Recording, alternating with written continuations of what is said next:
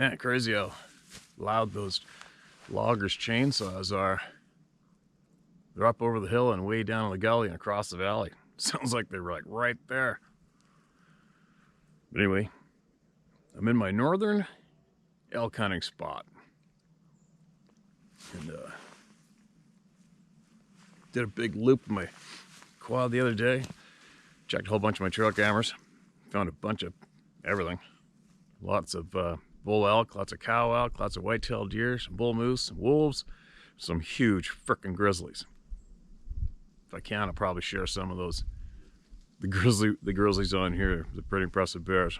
It's amazing how many there are here, how elusive they actually really are during the daylight. And they're walking the same trails, same forest. But anyway, my morning's done here right now, so a little chilly. It's gonna get warm throughout the day, too warm for the elk to do much, but just a matter of time. I got my little plan set up, and I'll be tightening the noose on these bulls here pretty quick. But I think I might have decent enough Wi-Fi at my friend's place to share a video. I was checking I actually had enough internet to check the emails, so. And I got an interesting title here from somebody we're familiar with, and they catch my attention when I see the right in. Listen to this. This is titled "The Arizona Four Live and Well." That's a group of people who have ongoing experiences. Let me know if there's a grizzly behind me. Okay, listen to this. Steve, yes, the Arizona Four is still going out when we can, learning what we can, and of course, we are still listening to your channel and all the experiences that your viewers send in. 2 postings ago titled "Ex-Military." There's a statement that hit my bullseye, not with a dart, but with a lawn dart. I was pondering if I should write in. The next posting you did had someone asking for you to send Arizona for his contact info. If you'd like, send me his info. Chuck will contact him. You'll find Chuck very knowledgeable, or maybe I should say that he has had many interactions with the forest friends. We'll see what happens once they chat. Don't worry, we'll help him. Don't worry, we'll help him where we can. In fact, we had a previous viewer of yours contact Kevin, and he ended up going out with us once. For an ex-Army guy, he was pretty cool. If I recall correctly, he was a sniper. Pretty cool, but still Army. LOL. Let's catch up. Let's catch you up on the Army dig. See, the Arizona 4 has naturally 4 folks. Truth being known, there are a few more that occasionally go out with us, but majority of the time there's only us 4. Now, 3 of these 4 have worn Army duds in the past. I will not get into digging a hole big enough for 2. Laugh my ass off. Only 1. Yours truly was Navy, ex-submariner, to be exact. So our trips are very entertaining. When the trash talk starts, I don't need mind speak to know where they're incoming heading my way. More on the sniper's camping trip with us. He came with his 3 kids. The eldest daughter was definitely wise beyond her years. She's going to join the Navy. Sorry, I couldn't help it. Anyway, the sun is coming up right in my face. This is going to be tough. I might have to go somewhere else. I'm squinting already from it. Anyway, we had light activity, but once everyone crashed out, as I understand it, they had footsteps around their tent. His youngest leapfrogged over his 2 siblings to sleep next to Dad after waking up to footsteps. We have not heard from him lately. Hey, sniper, call Kevin. Okay, now, as quick as I can about post, how do the wolves know? In there, you read from someone talking about sleep paralysis. What they said was something I thought I have never thought. This post that got to first write you about 1.5 years ago. Back then, you were not keen on the subject, as well as a few others, such as UFO and such. I wrote in anyway. I don't believe you ever read that share, which was a bummer because I felt the person that wrote in about his experience some reassurance that he was not alone, and also maybe how to deal or fight it. I'll try to find that one, man. I never not read anything, right? I went back and found I still had that many... Sorry. I went back and found I still had that in my saved folder, so I'm enclosing it. This would do some good for those experiencing this very frightening event. If you don't, that's okay. If you do, just a warning, it's kind of a long one. To those who have had sleep paralysis, this will have their full attention. For your information, it does relate to Sabe, since they can do this to humans, just like other entities can. So much more to share, but I'll end here in hopes that the first share I sent gets read in the near future. Take care, Rob. P.S. If you send an axe murderer our way, you will have to deal with my wife. Send an axe murderer. All right, then the next part's coming up, but I'm going to have to move because this sun is like on an angle right there. Right in my face, right behind this, and it's just bouncing off everything. It sucks.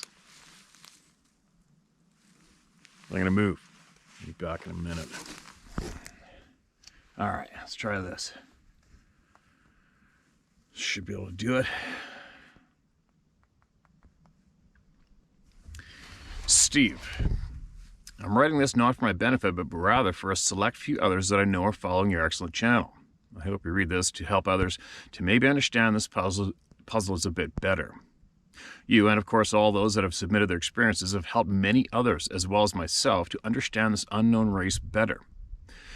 I was really not interested in sharing my experiences until I viewed a couple of postings about talked and being frozen. This area I unfortunately have some experience.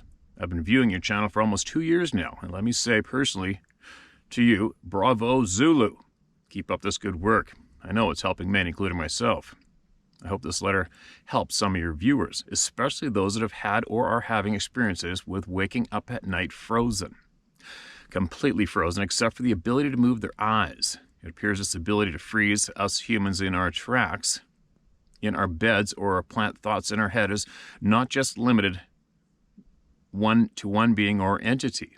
I think our code is known by many. Being able to realize the intent of one's experience is key. Let's start this by going back over 40 years. I was in my mid-teens in the Shenandoah Valley, Virginia. One evening I woke up in bed frozen. I had no idea what the heck was going on. Realizing since I had full thought control, I knew that I was not dreaming. The first time I remember only slightly having fear, more puzzlement than anything else. I felt as though someone or something was doing this to me. There is possibility more than one being or entity in my bedroom. It kind of felt like I was being used as a training aid or something. I was confused, to say the least. I tried to move and get up, but I was pinned to that bed. At some point after trying to move, I tried to rest, just to take a second to get back some needed energy. That was when I passed out. As these night events kept randomly reoccurring, it only took another event or two for me to realize this was originating from something evil. I was able to tell where the source of this control over me was coming from. Each time tried to rest, I passed out. Stay with me here. This does tie in until the Bigfoot/Sasquatch topic. As these events progressed, so did my understanding that the source was evil. Each occurrence I would try to get up. I would try to raise my arms or to roll to my side, and nothing worked. All efforts failed. Eventually passing out after each time paused for a quick rest. As I struggled to fight this, I could feel my energy just leaving me. I did figure out that the madder I got, the longer I was able to try to fight this, or should I say stay conscious. I could tell exactly where the entity was that was doing this to me. It was usually right next to my bed, near my waist. A few times it was at the foot of the bed. How do I know where it was? Like when you're out in the forest and you know you're being watched. I just knew. Then whatever was doing this to me took this to an entirely different level. I realized this entity was no longer at the side of my bed, but rather it was over my, let's say, mid-region. On me or standing through me. And my bed, I'm not sure. That's when I realized for the first time, or at least this time, that this entity was female and it was pure evil. I felt it wanted me dead. Let's just say the term berserker would be a closest definition to fit what was going on inside me then. No doubt. Fighting until I had nothing left, then passing out. This new twist occurred a few more times. Probably the third or fourth time this occurred, I knew there was nothing I could do to break this. I guess I reached a point of accepting that there was not a damn thing I could do to fight this. Realizing this, I figured if I can't fight this thing, or at least I could try to see what the hell it was. Stay with me here. In my head, I asked God to at least let me see what this was. I figured that was not asking too much. With all my ability, I just tried to raise my head. I was not so much angry like before, but rather just extremely focused this time. All I was focused on was to raise my head and look at this. Not stopping to rest because I knew if I did, I would pass out. I kept slowly trying to raise my head. Then at a point close to giving up, I realized that my head was actually elevated somewhat. This must have given me a second wind, I guess. I believed I raised up a bit more, ever so slowly. Then all of a sudden I felt my attacker bolt out of my room with great speed. I knew the direction it left. I know it did not leave willingly, at least under its terms. With this now gone, and I was still awake, I tried to sit up. To my surprise, I still could not move. It took a long time for me to be able to sit up. Once sitting on the edge of my bed, I reviewed all these events. No idea how long it took to sit up or how long I sat there. What I realized was that when either my lower neck or my shoulders lost contact with the bed is when this thing lost its control of me and bolted out of my room. I also realized this is just like those sharks that when you flip them over, they are paralyzed. Since that night, I have never slept on my back at night. I'm 59 now, and I still want to sleep at night on my back. Now, for the tie-in to the main topic, Bigfoot. Let's go back 1 year ago. Sorry, this is so long. I was up camping with a friend that probably has more experience with these things than 99% of anyone I've watched or read a book from. With that being said, one night, early morning, I woke up in bed. I was sleeping in my enclosed trailer. This is up on the rim in Arizona. I woke up frozen. My first thought was, how could this be happening? Honestly, I was confused. I was not on my back. I didn't sleep on my back. I don't sleep on my back were my thoughts. Then I realized I was on my back. What the F? Panic set in, but I was able to roll back on my side. Actually, with little effort. That is little effort as compared to the experience 40 plus years ago. Anyway, I was sleeping in my bag, and I was cocooned in because it was a fairly cold night. Even though my eyes were open, I could not see anything. I did feel a presence near me, beside the bed and about at my chest area. As soon as I was on my shoulder, I drifted back to sleep. Notice I did not say passed out. There was no fear. This same event kept happening again and then again, all in a row the same night. It must have occurred 6 or 7 times. Each time I got a little madder, but when I got on my side, I just went back to sleep. The last time I moved back on my side, I was fuming mad. Then I heard my head in a very soft, caring, loving tone say, "Stop doing that." Okay, understand I'm pissed off, and my charitable demeanor was long gone. In my head, I shouted rather hastily, "I don't sleep on my back." How did I know I could speak to it that way? I have no idea. Back on my side, feeling, I told them a thing or two. Back on my side and feeling, I told them a thing or two. I drifted off to sleep. The next morning, I told Kevin what happened. I was thinking I was having a bad dream, a bad reoccurring dream. He started laughing and said that I got a healing. Not really believing that, I asked, why would they heal me? Then he asked, how was my stomach muscles? I was just dumbfounded. See, I strained my stomach muscles a few weeks ago, and the pain/soreness just would not go away.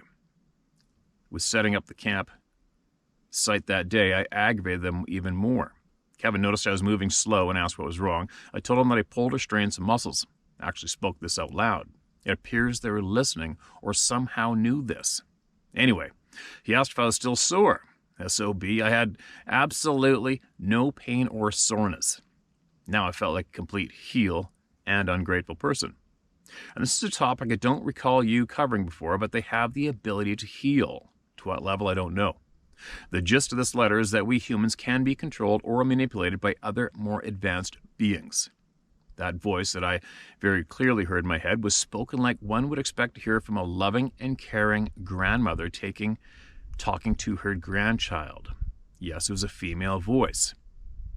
Sorry this is so long, but I truly wish I knew this back in my younger days. about sleeping on my side. Hopefully this will help. Hopefully this will help a viewer or two of yours. It's a great debate on whether these beings are good or are they evil. Most folks believe one or the other. It's taken me a bit to come to my decision. My decision. Your postings have helped me think through a number of things. Again, thank you. That can be either. Everybody is a product of their environment and experiences. There are good people and there are truly bad people. I don't see why it would be any different with them. I know you're extremely busy and get offers all the time. I highly doubt you'll ever take up some stranger's offer. I doubt I would, but if you're ever visiting Arizona and want to join us, just say the word. We just sit out, and most of the time we are visited. Even though I have only experienced one daytime sighting, I've experienced some mind-blowing events, which would have to be in another letter if you want. One last thing, if I may. You took one hunter on a guided hunt on horseback long ago, a previous client as I remember. The guy wanted down from the mountain right then and there because of a rather large rock landed near the horse he was riding on. Ring a bell? It might be possible that the tosser of said rock might not have liked the person on the horse. I'm just saying. Just as we like or dislike people, why would they be any different? I'm sure there are some humans they like. There are some they will tolerate, and there are others they just don't like. I do not believe they have a politically correct mode. So if they don't like you and you're entering into the area, they will make it known you are not welcome and you should leave. Take care and keep this going, Rob. Okay, Rob, appreciate it, man. Yeah, it's great you keep writing in. And obviously, I'm sure you figured it out, I get gazillions of emails. And I copy-paste and put them in the notes, and I try to go back to the longest-waiting emails to get them read. And so obviously I'm all over the map, right? So it's easy for me to miss your emails and not get them read right away. I think so if you said you sent me something previous, I'll try to do a search on here and see if I can find it. I might not even have seen it, man. And and then I'm also going to have to go back. I don't know how I'm going to find that person's contact that wanted to be in touch with you guys. I might figure it out shortly. It's early. I'm kind of beat. But I'll be a little more focused later on. Maybe I can start digging and make some sense of how I can find the person who needed to be in contact with you. And sending you an axe murderer. It's more like you better not invite an axe murderer out, right? I'm just the messenger, not a booking agent. But anyway, yeah, it sounds interesting. There's a lot of people that have experienced that, and I'll share with you guys something I experienced. I don't know. I was younger than 10 years old. I know that. It's in my old bedroom when I was a kid. I don't know why. I've never forgot this. I haven't a clue. Because it's basically nothing, maybe it's something. But I remember being frozen in my bed and feeling absolutely terrified. And I felt my hair, like a hand or something, slide my hair off the side of my head like that when I was laying in bed, just once. And I'm getting goosebumps right now remembering that. Is it significant to any of this? Haven't a clue. It's just some minor thing that happened in my lifetime when I was a child, less than 10 years old. I know that for sure. And I don't know why I remembered that all my life. Haven't a clue. So long ago and so minor, but I remember vividly being terrified in my bed, frickin' frozen, not wanting to move or look anywhere, and my hair being moved in my head. Nobody in the room. Weird. And I know there's a lot of people that have the sleep paralysis experiences, and I also know that mainstream science or whoever loves to come up with simple explanations for that. It's completely normal. It's just you, right? Yeah. Anyway, keep writing in, man. All right. And yeah, if I'm down there, I'll head out with you guys. Maybe. I don't know. I mean, you know where I am all the time, and I'm not really into it. Like, where was I yesterday morning? Pitch frickin' black in the middle of nowhere. Yesterday morning? And I was saying out loud, I was feeling a little creeped out. I was saying out loud, leave me alone. Just leave me alone. I'm just here to find some food, and then I'm going to leave. And I said that out loud yesterday morning, alone in the forest. Seems to be working for me so far. Somewhat, right? Now, while I'm here, let me get one more shared with you guys. And I don't know if I'm going to be able to add in some of my trail camera videos in the beginning or the end of this, but I'll share some grizzlies that are around me for you guys to see. Steve, please read and share this true story. Hello, Steve. My name is Carrie Mengi Griffin. I live on the East Bay of Northern California. I'm 39 years old, and I'll cut straight to my story. Back when I was 14 or 15 years old, me and 4 of my friends, including my brother,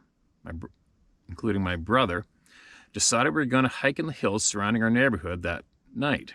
We were young and strong, and we decided we were going to run from the house to the bottom of the hill that goes into the wilderness. It's probably less than a quarter mile. A couple blocks. So we burst out of the house, and we're running full speed, and I look up at the moon, and it's a full moon, and around the moon is this gigantic glowing ring. So I stopped in my tracks, and I yell, "Look, there's a ring around the moon." And everybody's like, "Yeah, that happens before a storm." Why I never saw it up to this point, I don't know, but it just blew my mind. So we continue running full speed to the hill. We get to the bottom. It's a good 80-degree angle dirt hill, and about what I'd say 150 yards to the top. And once you get to the top, you go over the rise. It widens out to a prairie. So we're standing at the bottom, and my brother's like, "Why does it look like there's glowing eyes over the top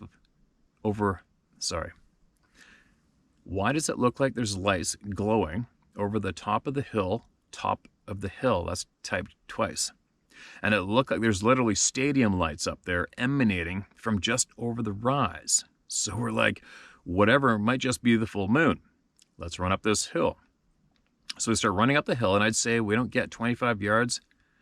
And in that distance, you hear a soft thumping noise in the sky. Now, we're under the shrub oak canopy, which is only, 25 feet tall, but this beating is getting closer and closer. And all of a sudden, the tops of the trees start shaking. So we look up, and through the gaps and tree leaves, and we see a Cobra-type attack helicopter with a minigun mounted on the front, wings with the missiles on them, and it is barely making any noise at all, and it can't be but 20 yards from us in the sky. The treetops are shaking. The rotor wash is pushing us down, and I'm like, what is going on? So we all jump down to hide next to the trees, and all of a sudden a spotlight hits the top of the trees and kicks right through to where we're all bunched together at, and it starts circling with that spotlight on us. Now, there's no running lights in this helicopter. There's no flashing light, and it's barely making a noise. And I'm thinking we're not hiding from this thing. They have infrared, so we're sitting here imagining all the CIA underground bunkers, and we're going to disappear too. Then it stops for a few seconds and goes straight up in the sky, and after less than 30 seconds, it's gone. We can't hear it. Now, we're all freaked out, and I'm wondering, why did an attack helicopter just spotlight us in the middle of suburban neighborhood in the East Bay? We all decided that whatever was going on the top of that hill, we weren't supposed to go and see. And that was our warning to get the F out of there, or we'll just be disappeared. And I'll tell you what, we ran down the hill and walked home so quietly without a word all the way back to the house, locked the door, and didn't even have fun for the rest of the night, albeit it's a weekend sleepover. And that was the first time I realized stuff was happening that we are not told, because I realized that there was absolutely no way the helicopter was prepped, went through its pre-flight checkup, and took off and intercepted us at that hill in the 5 minutes it took to get there. No, it was up in the air. It was up in the air monitoring us from the minute we left the door, like we got some kids heading our way. What do you want us to do? I tell people this story, and they're like, no way. But me, my brother, and 3 friends are all united in the fact that we experienced that. There's a lot more also. Let me know if you want to know about it. And thanks for all the stuff you're doing. I follow your channel, and it's good to know that I'm not alone. All right. Again, if there's lots more, share it now. If you want to share it now, believe me. I think everybody probably heard me say it by now. If you got more, you tack it on, okay? Because who knows when I'm going to find it and when I'm going to read it. And it could be far enough down the road that nobody even knows what the hell you're talking about. Excuse me, when you add it on. So be sure to add everything you got in one email, you guys, all right? Yes, I want to hear more. And yes, that sounds bizarre. And maybe somebody has something familiar has happened. They're going to comment about it in the comment section under this video. So keep an eye down there. Crazy.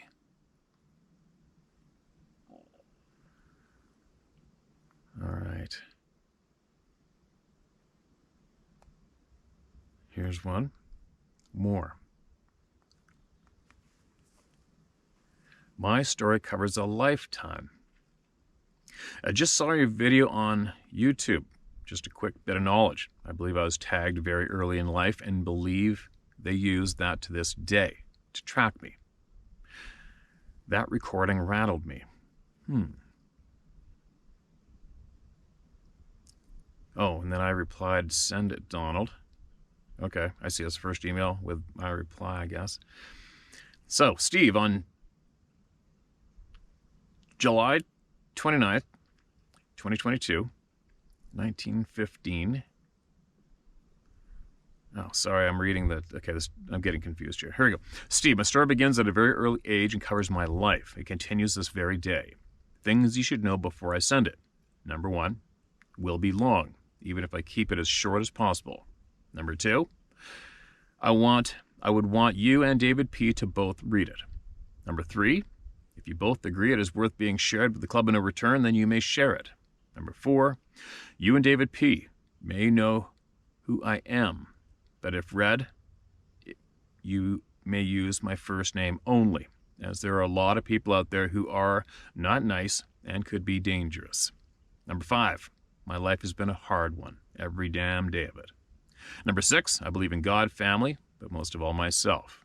Number 7, I believe that in life you are lucky if you can find... Number 7, I believe that in life, if you're lucky to find 2 or 3 people that you can call a friend or brother, by this I mean they will be there when you need them, and you for them. Number 8, I believe a man's word is his bond. Guess that makes me a rare one. Number 9, so now you know a little about me. Time for you to decide if you want to hear what has happened to me and what I've learned over my lifetime. It may help someone. All right, so again, coincidentally, I wish you'd have added it on there, and it's never a question whether or not we want to hear. We always want to hear, right? And especially if it's going to help somebody, we want to hear it. It's no secret about that. So, when you get a chance, send it, and I'll share it.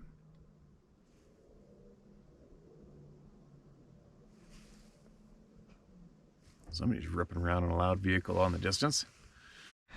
All right, let me get this one out, and then I'm going to get moving. Titled Experiences in Mississippi.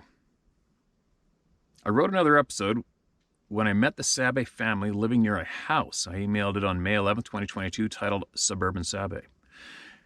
These are other experiences I had in Mississippi while visiting our son, his wife, and the grandkids.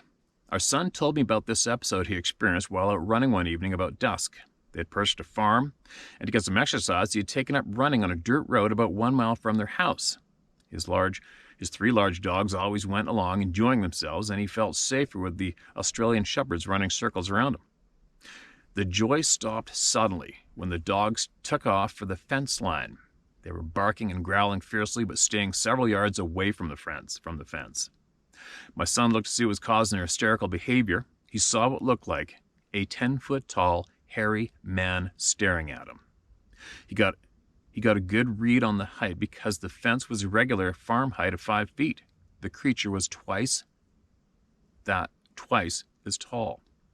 The face was a man's, but the height and hair caused him to start shaking uncontrollably. He felt stuck and couldn't move, but he could yell, so he began calling the dogs to his side. The dogs returned to him and began yelping and whining as they positioned themselves between him and the hairy man. Wow, those are good dogs. My son looked down to the dogs, and when he looked up, the Sabe was gone. He and the dogs ran as fast as they could home. That summer, we went to visit, staying a couple nights in the cabin in the woods of the farm. Around midnight, an orange orb, about 6 inches across, came floating out of a closet, moving to the end of our bed. Having plenty of experience with demonic entities, I commanded to leave in Jesus' name. Immediately left. My husband was fast asleep, bless his heart. The next day, the whole family sat down and shared our experiences. With prayers, wise woman. There we go. Short, straight to the point. Take note, a man's face. Right? How many times has that been directly said and shared with everybody here? Man's face. Just the 10-foot tall part in the hair is the one that throws everybody off. And the orb thing. How many times has that been heard now? How many first-hand witnesses have described a ball of light inside their frickin' house or in the timber? I haven't seen that myself. Do I want to? Not really. But there's a lot of people out there who are seeing that shit, and they need it known. They need to share it publicly. That's why we are here, and that's why I'm doing it. And again, it's emails like that, you know, it's thousands of eyewitnesses that are coming forward and giving us these same stories. And it always makes me instantly think of all the past so-called big names who have been adamant about not sharing those details publicly, acknowledging them in any way. Isn't that ridiculous? How many people there are that will accept the fact these beings are running around, but they will decide on what other items may or may not have happened or been seen. How is that for such a block? You know, for those individuals who think they want to learn and think they're trying to come up with answers, and they're instantly putting a roadblock in front of them intentionally, and they will never get past that point, period. They're going to stay there and go in circles, and then they wanted all you guys to stay and go in circles with them at the same time. I don't get it. People are strange. And I'll try not to babble about that. But I always just find it weird, because the more I learn, the more we all learn together as the people. It's just the more it is so obvious that so many people who are interested, who claim to be interested in this topic, have put down such an effort to keep so many details not heard or acknowledged. That's really bizarre, don't you think? I think it is. That's why I'm probably talking about it. But anyway, I gotta get moving. I have to go get more gear ready, overnight gear, and get ready to go into that deep, dark spruce forest a few miles away, sleep in the ground, and plan my attack to hopefully harvest some food, which is going to come in the form of a very large bull elk, and hopefully not become food for something else while I try to pull that off.